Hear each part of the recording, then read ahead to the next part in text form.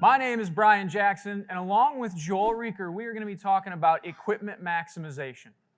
So, how can we take a couple pieces of equipment on the farm, maintain them, set them for optimum performance? That's the goal. So I know there is a lot of technology on farms these days. I mean, you think about GPS systems, auto steer. One of my favorites, the in-cab refrigerator. Because I do not think when I was a kid, I used to go ride with my dad in the tractor. I'd walk out there, climb up there, and I would wedge myself in between the seat and the fender of the 4630. I'm pretty sure I'm not the only one, because about every cab you get in with that same year, same style cab, all the inside of the wall is kind of peeling back, right? So, other thing they have is diagnostic capabilities. Think about you're going through the field, it pops up a code and it tells you there's something wrong.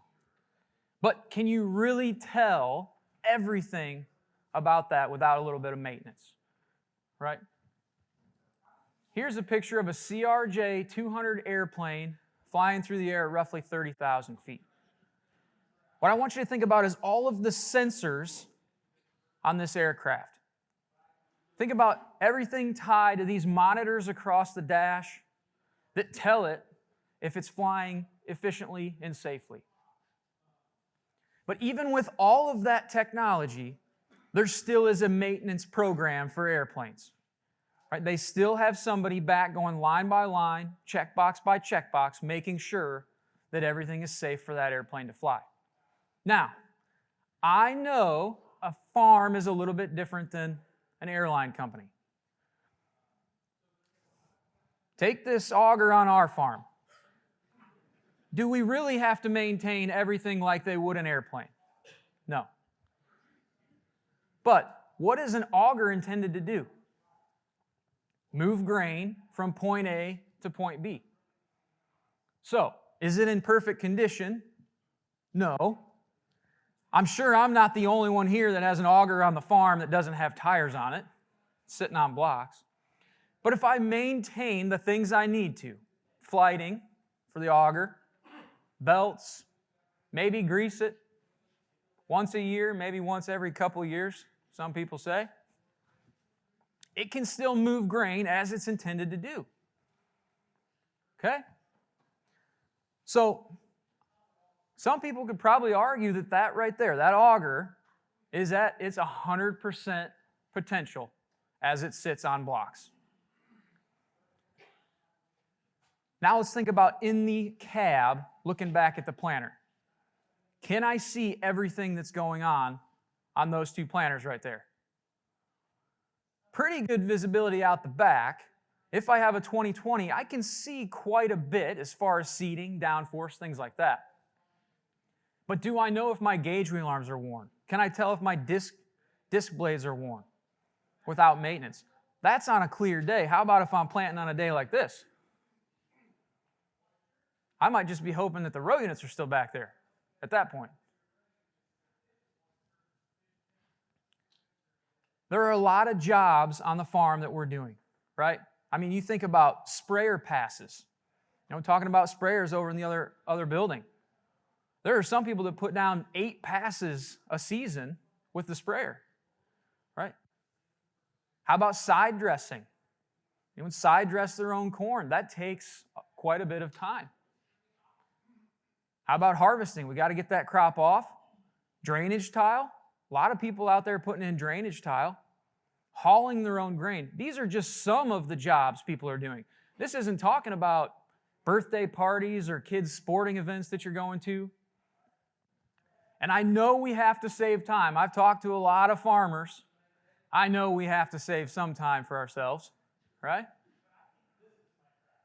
Who doesn't want to be on the beach at some point during the year? Well, except for maybe somebody who wants to do this instead. I know some people like to do this instead. But we still have to make sure that we're saving just a little time for the maintenance on the row unit. It is very important. I'm going to go through a few things here. So think about the row unit from the front to the back, bushings. As those bushings start to wear, as the parallel arms start to wear, we get a little bit of chatter, a little bit of movement. and it can really start to affect my spacing. If my parallel arms are in good shape, I can change out my bushings, and that can help kind of tighten things up. If I need to, I could always get a parallel arm kit, talk to a precision planting dealer. There are a lot of options out there on the market as far as parallel arm kits or rebuild kits that you can go with. Lots of options. How about gauge wheels? A couple years ago, we noticed the rubber tire on our gauge wheels were all starting to chunk away next to the disc openers. So we started changing them. Very important to get good contact next to the disc openers. Otherwise, that dry soil is going down into my furrow and drying out that soil around my seed. Not just the rubber, we need to make sure that it's tight. So even if it's a good wheel, we need to make sure that it's tight against that disc opener so that dry soil can't get down there. On the disc opener topic, every make has a specific diameter when it's new and when it needs to be replaced. So that is very important to keep an eye on as far as the diameter of those wheels. And not just the diameter, we need to make sure it spins true. The hub is in the center. We need to make sure our contact point is correct. So think about the contact point of those disc openers and how important it is to slice through, cutting the bottom of that trench. Seed tube guards. They don't just protect the seed tube. These are down at the bottom, setting the width of my trench, allowing that seed to get down to the bottom. So if it's less than 3/4 of an inch, I like to replace them. Because for $20, that's not a big investment to help get that seed down to the bottom for good seed to soil contact and at depth that I have desired. If you're running a case row unit, the forming point, some people call it a firming point. Forming point, as that's going through the bottom of the trench, this is what's creating the trench on a case row unit, the base. So I have to make sure that this is in good shape. Case has a pretty nice tool where it's kind of a go, no-go tool. So if it's in that window, it's good to go. If it doesn't reach the window, then it needs to be replaced. So that's cutting in that bottom and forming that bottom. Then they followed up with a shoe. So that shoe holds the soil, holds my trench open long enough for my seed to hit the bottom, and then the soil can fall in. Okay? And so I have to make sure as that shoe starts to wear, it's going to allow soil to collapse in, so it needs to be replaced if that's happening. How about a Keaton? As that starts to get over acres, wears down on the tension, if it's not at 20 ounces, it may have a hard time getting that seed down to the bottom. How about the depth adjustment mechanism? Every row unit has one. I put a few of them up here. Okay? As these start to wear, my depth starts to change. And they don't wear at the same rate. So now I've got row-to-row variability on depth, which could affect my emergence. So as you can see, bottom left is a Kinsey row unit, and you can see the wear point here. The John Deere row unit here, as that starts to wear, you'll see depth start to change. And the Case one here at the pivot and gauge wheel arms at the front of the row unit, as those start to wear at different rates, I get different depths and different variability. They all have a pivot. This is a Deere pivot, so as this starts to walk and move against my gauge wheels, that metal on metal will wear, and then my depth has the ability to change. I get row-to-row variability, which can affect emergence. So, why is it important? And we talk about it here. You heard it over there. They covered emergence very in depth. So, we'll talk about spacing. If I put up an ear, 100% potential, good ear, okay? If I have one misplaced minor, that's 4 inches within its neighbor. Some might look at that and say, it looks pretty good. But that will take 10% away from my full 100% max potential ear. If I have a misplaced major, that's within 2.8 inches of that neighboring seed. That's where it'll take 20% away from me. This is why emergence is the foundation of the yield triangle, though. This is why it's so important to remember. If I have that full 100% ear and I have one late emerger, one leaf collar behind, I lose 50%. If I have that full ear and I have two leaf collars behind, that's a full total loss. And the problem with that one is this is still a plant that's living. So it's still striving, it's trying to live, it's trying to pull in nutrients and moisture, but now it's robbing it from other plants that it's next to. Okay?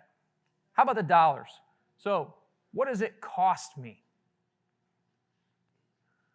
That LE1 on a 30-inch row, 17 feet 5 inches, is 1/1000th of an acre. We know that that LE1 costs us about 3.5 bushels an acre, and I looked up the price. Local price for fall cash delivery is $568 right now. So if I put the numbers to that, that's $19.88 an acre that I would be losing. So how about if I have an LE2?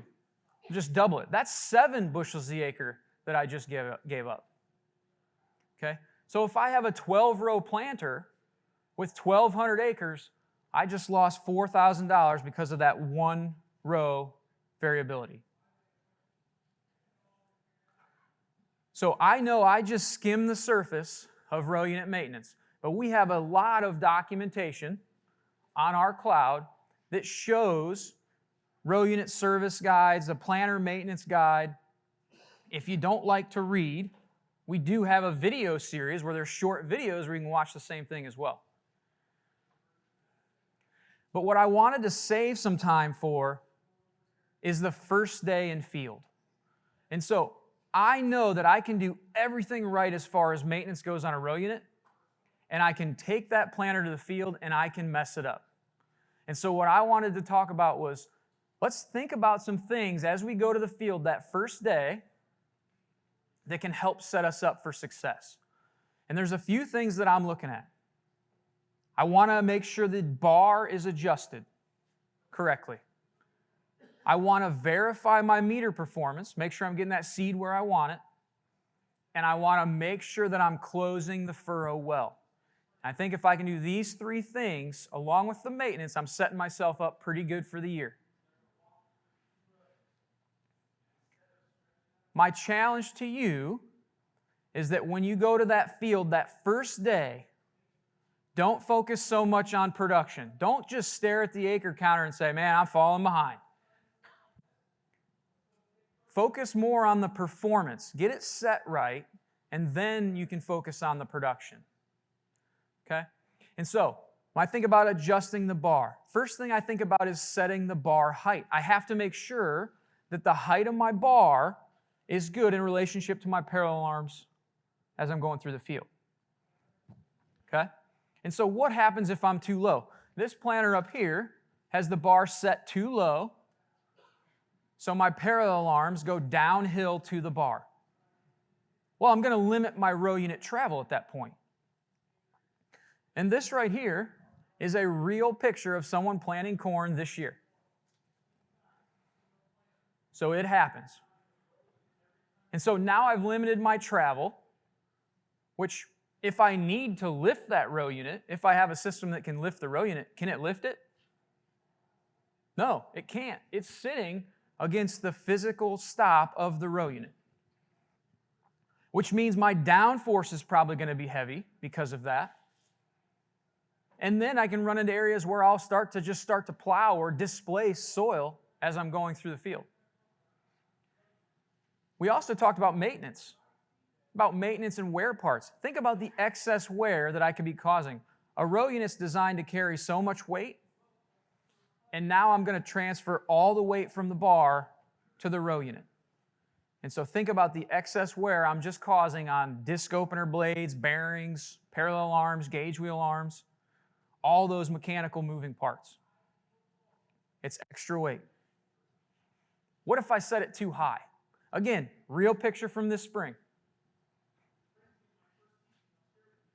Same thing. I'm going to limit my travel, just now the opposite way. So now I need downforce. Now I'm going through the field and I'm saying, I am losing ground contact. I need to push down more, but I'm pushing against a physical stop. So I physically cannot get that row unit to depth. Now, I probably won't lose depth all the time. So sometimes I may be getting to depth, and sometimes I'll be losing depth, what's my problem there? Talk about emergence, probably going to be uneven. Maybe in moisture sometimes and not in moisture in others. So then when I get behind the planter, I want to make sure that bar is completely straight all the way across. And I may run into an issue like this one where it's smiling at me, right? The middle's low and the wings are high. And so what do I need to do? Some cases, if it's a mechanical gauge wheel on the planter, I have to adjust it to let that bar or that wing come down a little bit. There are some cases where I have to unbolt that transport wheel and move it a whole position to get that bar to drop enough so it's completely straight all the way across there.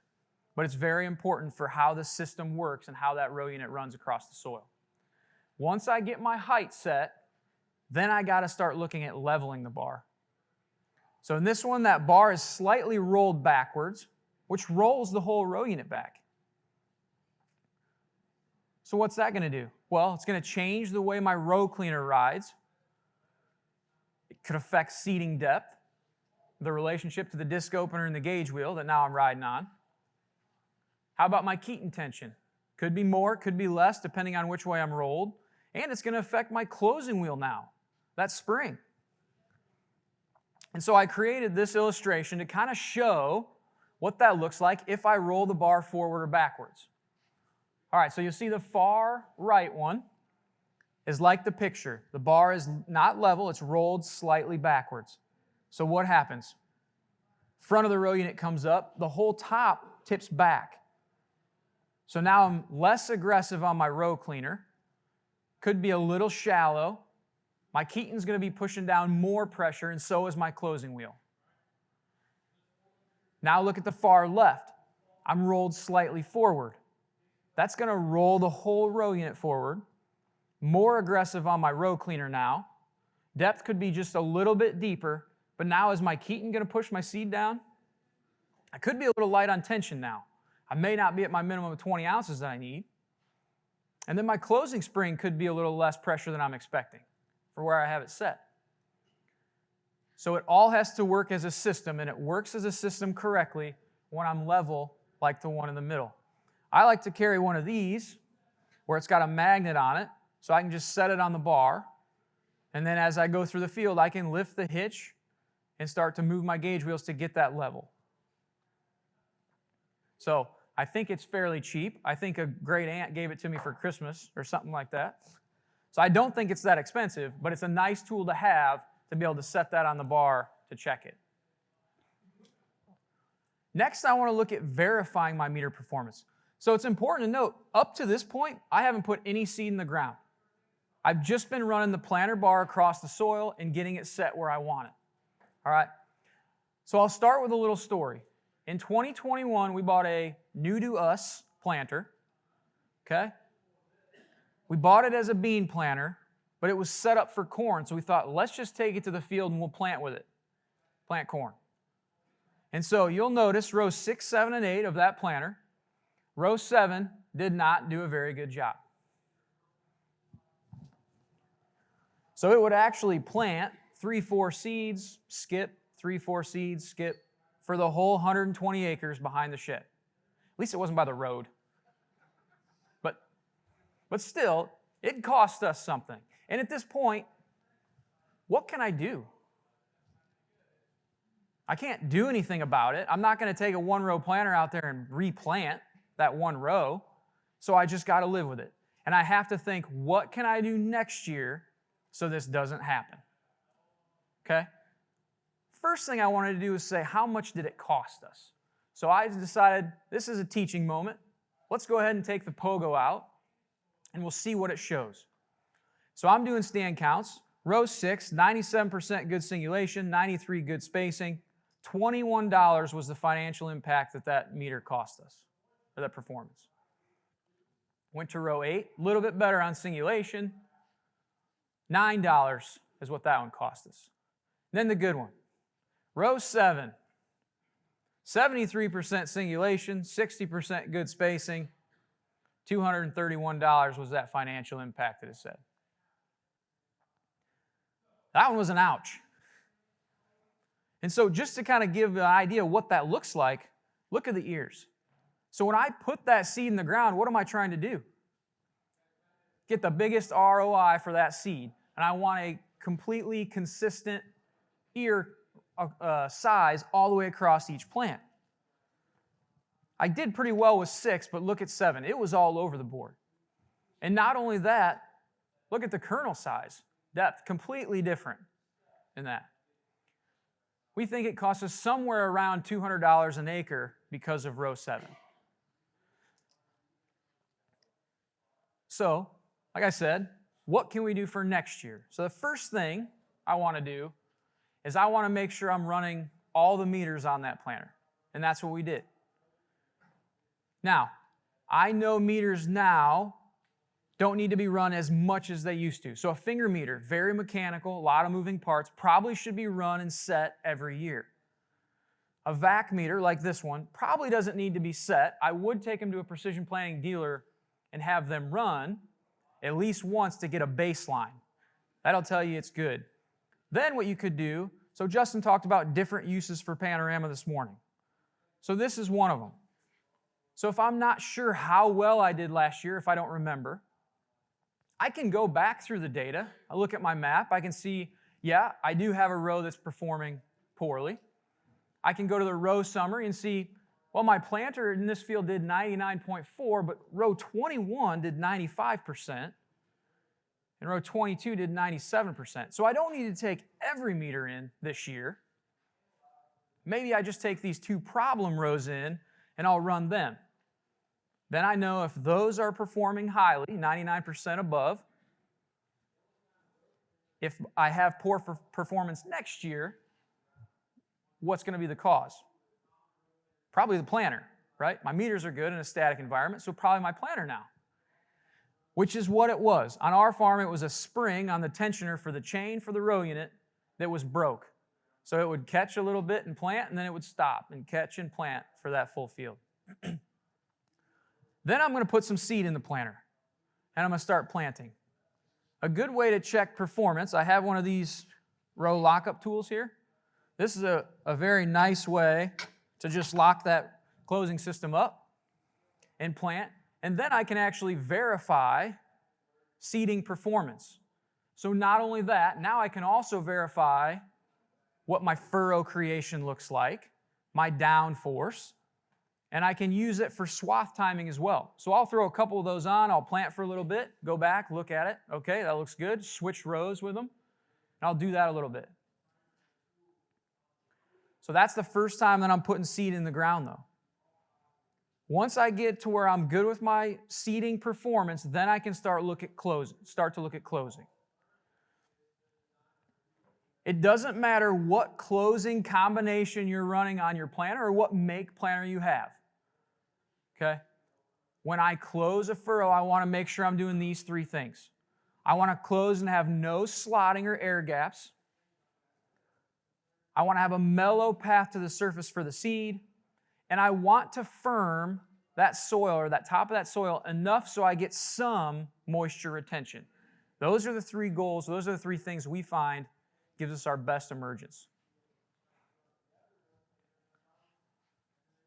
First thing I want to do is a scratch test though. Has anyone ever done a scratch test with the planter? Yeah.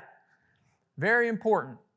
It's going to tell me if my alignment with my closing system is perfectly in line with my furrow. Easy way to do it. I set the planter down on concrete, roll forward until my closing system gets to that line that I just made with my disc openers. Now I can walk down the back of the planter and say, yep, these 3 are good, that one's bad and needs to be adjusted, all these 3 need changed for the whole planter left to right. It can be done on concrete. I've had people do it on gravel, they've said. We did it here in a field condition, like planting condition out in the field. I have had people say, I don't like using my concrete, but I take it to the neighbors because they got a nice concrete pad out there that I can use. So that's a possibility as well. Once I get all those tails aligned just right, now I'm going to start looking at the spacing of those wheels, because that's very important too. And it's going to change if I'm planting cotton very shallow or corn at 2 inches. That could be a different number. Our agronomy team said most of the time on most planters they've been on, closing wheels are actually set a little bit too narrow. And if I'm set too narrow, I run the risk of pinching at the top, so it may look closed, but I leave an air gap at the bottom, so I have poor seed to soil contact at that point. So keep an eye out for that. And then I'm going to look at the other side. How about if I'm too wide? Well, then my force is directed too wide, too low, not at the actual furrow. Then you'll start to see that slotting we were talking about. And so if I have a slot, that gives room for air to get down there, evaporation and drying out around the seed. What I'm looking for is that middle picture. Perfectly closed from the seed depth all the way up to the top, and no sidewall left. That's what I'm looking for, with a little bit of moisture retention on the top. Other thing I'm looking for when I'm digging, I have a picture of that digging tool. I like to use a tool like this that's flat, so you can really pull down and excavate out. But what I'm looking for is that seed at a desired depth, or is it too shallow? Okay, am I in moisture or is it in dry soil? I'm also looking, is the furrow completely gone or did I just miss it? Is there still sidewalls left intact, or is there compaction? Maybe I actually created compaction with my gauge wheels that I can't get rid of with my closing system, because that's definitely a possibility. Is the soil too loose on top, which if I have too much pore space, that wind can get in there and evaporation can happen? Or did I roll it like a steamroller and now my plant won't be able to emerge? So those are the things we're looking for when we're digging that first day after the planter runs through. And so I know we cannot control everything in agriculture, okay?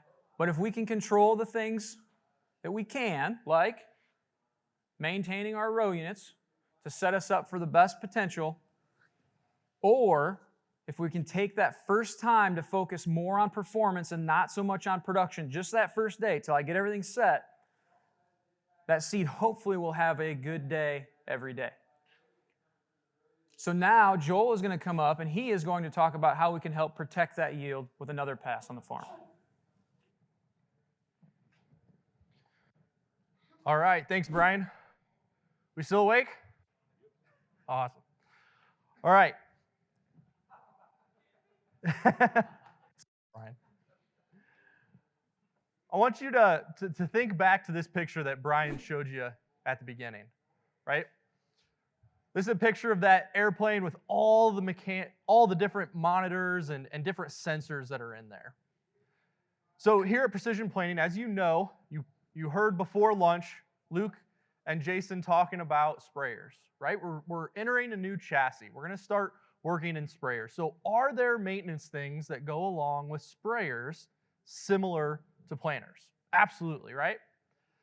So think about all the different monitors that you have on your sprayer. Think about all the different sensors. Think about all the different things that you're trying to accomplish inside that sprayer.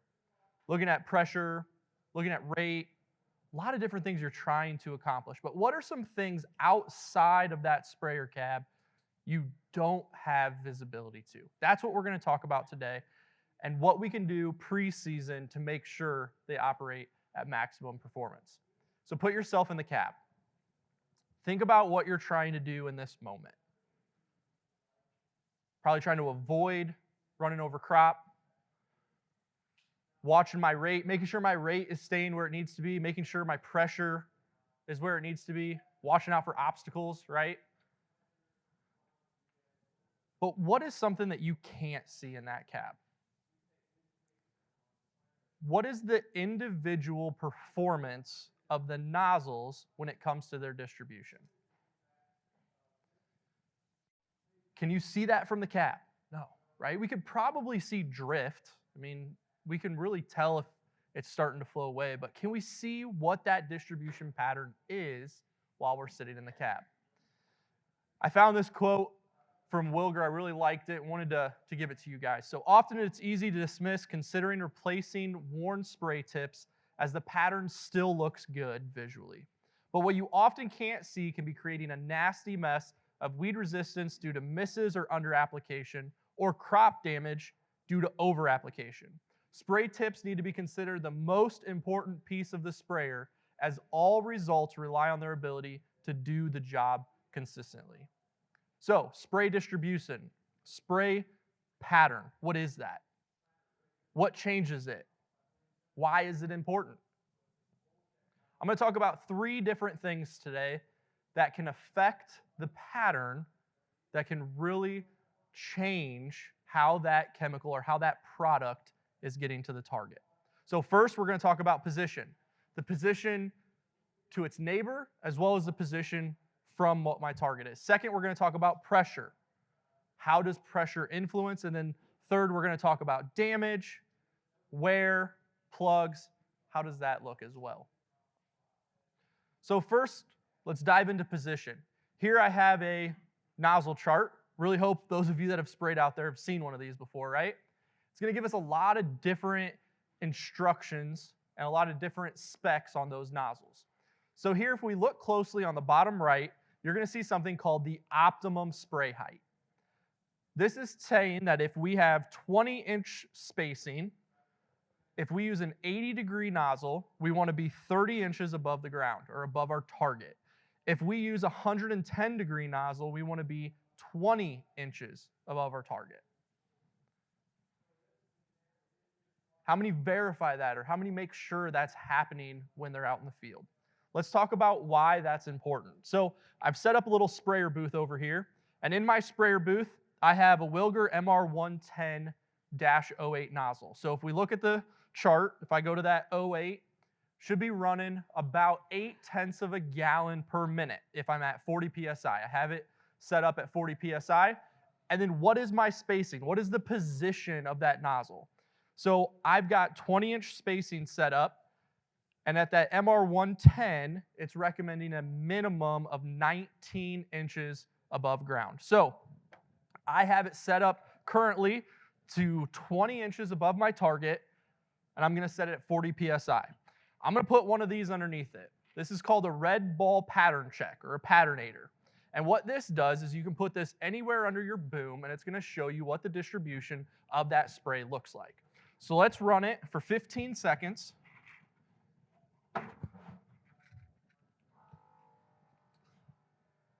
Let's run it for 15 seconds under that patternator at 40 PSI, and let's see what that pattern looks like and why it's so important that that stays consistent throughout the year.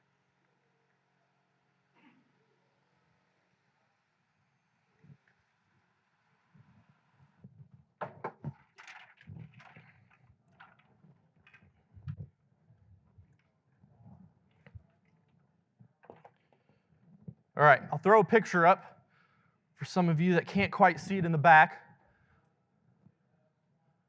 But what we have here is kind of like a bell curve, all right? You can tell that the middle is getting more product than the outside.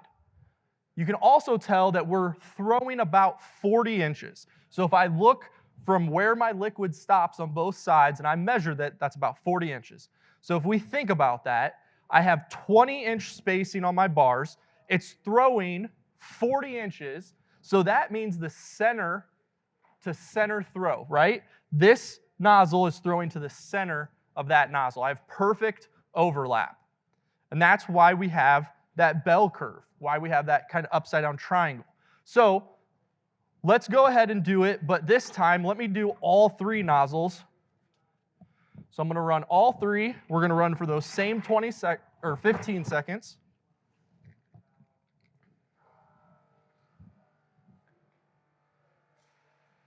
And what we should see is a complete even coverage over those 30 or 40 inches of that middle nozzle.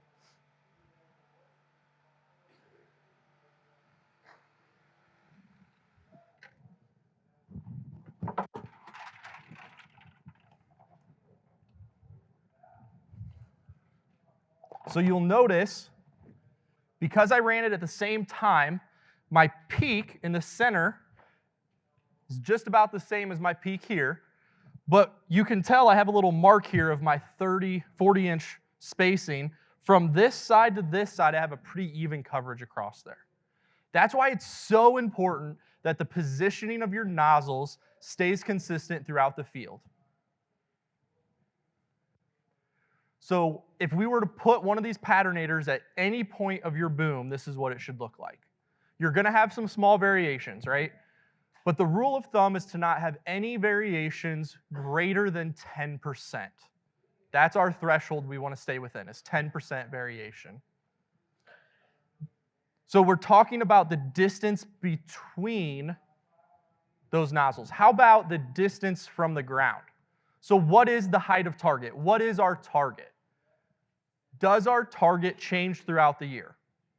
It can, right? At the beginning of the year, our target might be the ground if we're putting down a pre-emerge, if we're putting down a burn down app. But through the year, if we're starting to get to a post-emerge, now our target has changed. What if we're putting down a fungicide on the canopy, right? We want to be, our target has now moved with that crop. So our target is going to change throughout the year, and that's very important.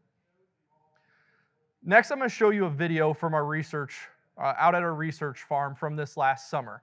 And I want you to take a look at this video, and as it's going through the field, look at what the booms are doing.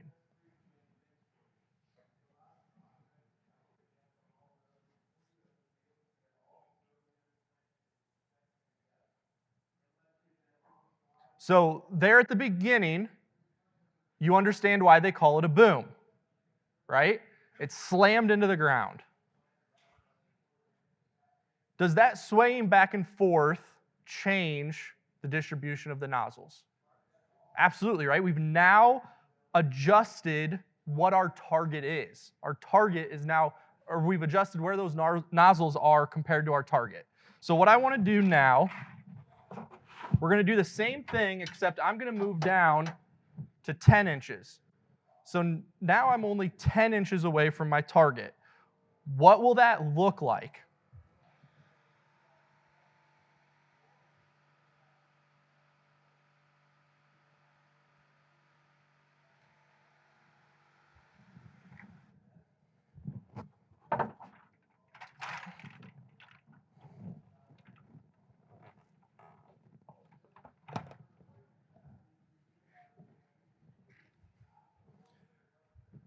Try and get out of the way so you can see, but what has happened? We now have areas of that boom, or of that area, of the area of the coverage that's getting more than what it should be, and we have areas that are getting almost nothing.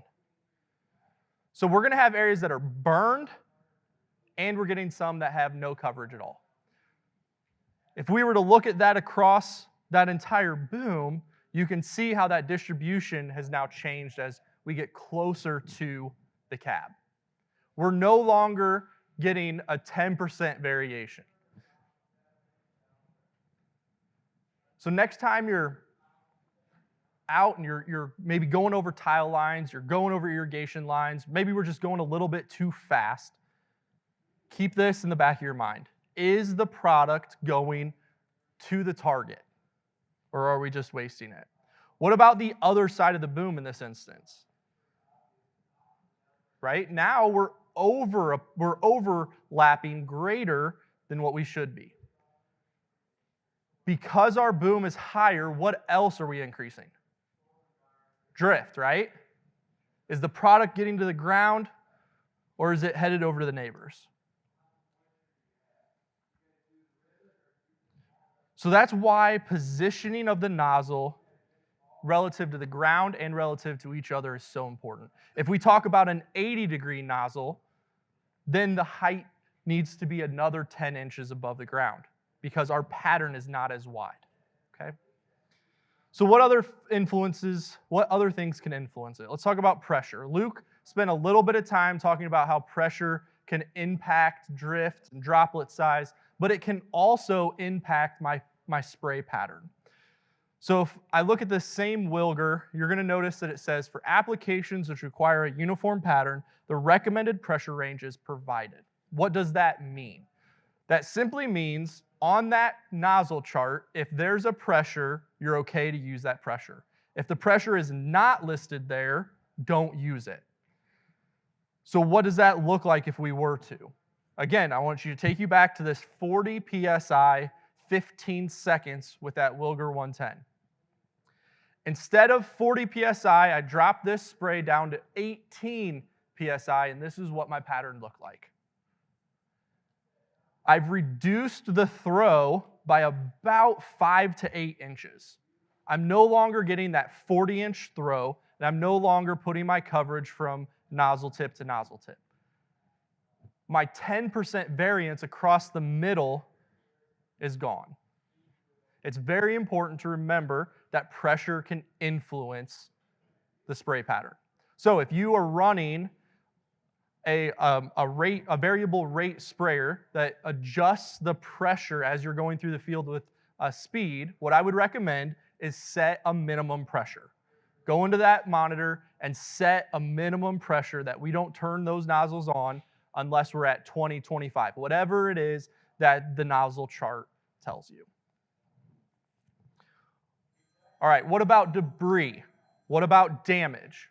So what I did over here on this same sprayer booth is I took a tiny little piece of rubber and I put it inside the nozzle cavity. I ran it for 15 seconds at 40 PSI, and this is what the result looked like.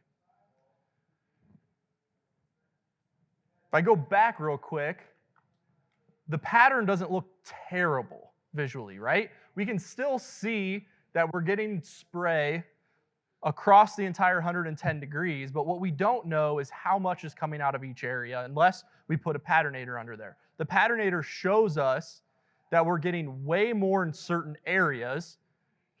Again, having maybe that burning towards the middle and towards the outside not getting enough product at all. If we look at that across an entire boom, we're way under that 10% variability now. What about a single plugged nozzle? I hope by now you guys can understand how important it is, but this is what it looks like. If I were to have a single plugged nozzle, about 30 inches, so a little bit more than half of the center of that nozzle is now going to have less than half product. If we have a variable rate sprayer, what will happen in that section if we have 1 or 2 plugged nozzles? It's going to continue to put out what it thinks is the correct rate, but because we have plugged nozzles, now it's putting more out the other. Not only are we under applying where we have the middle of the plug nozzle, we're now over applying in the rest of the areas.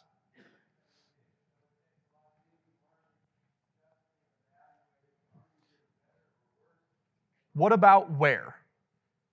What about nozzle wear? Tip charts will typically tell you that all nozzles need to be plus or minus 10%. If we have more than 10% coming out of that nozzle than the tip chart, then it needs to be replaced. What about damage? So go back to that video that I showed you. Did we damage those tips? It's possible. What's more possible is we plugged them, right? If I'm in the cab, I'm several miles away from the shop, and I've just plugged a bunch of nozzles, what am I going to use to unplug them? Probably just about anything I can find in the cab. What if I've got a flag in the cab? What would happen if I took a flag and unplugged that nozzle? Well, I tried it. I took a Wilger 110 and I took a little piece of metal and I put it in the end of the orifice, pretending like I was unplugging it, and this is what the result was. Why did this happen? This happened because the center of that nozzle or the center of that orifice is now wider, so my droplet sizes are wider or bigger, and now they're not traveling as far. I'm getting more spray in the middle of that pattern and less towards the outside.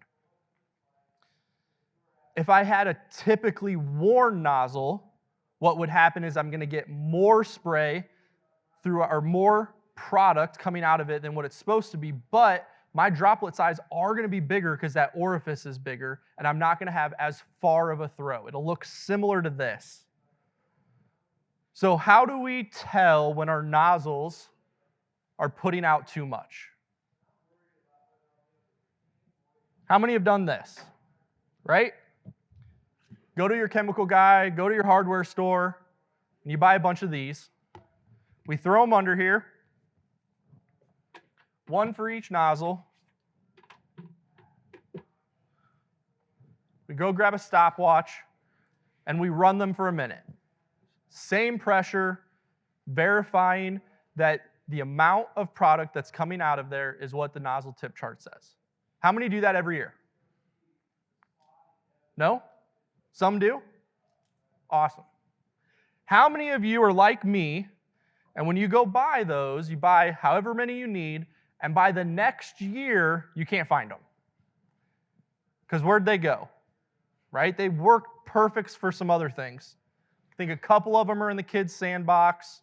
Maybe some of them ended up as paint buckets. And now I got to buy them all over again. So what is the cost of replacing nozzles? What does that look like? So if I have a 120-foot boom with 20-inch spacing, that's 72 nozzles. If I have air induction nozzles like the ones I showed you right at the beginning, they're about $12 a piece. The flat fan stainless are right around $9 a piece. You can see how much that would cost. $864, $648, about $650.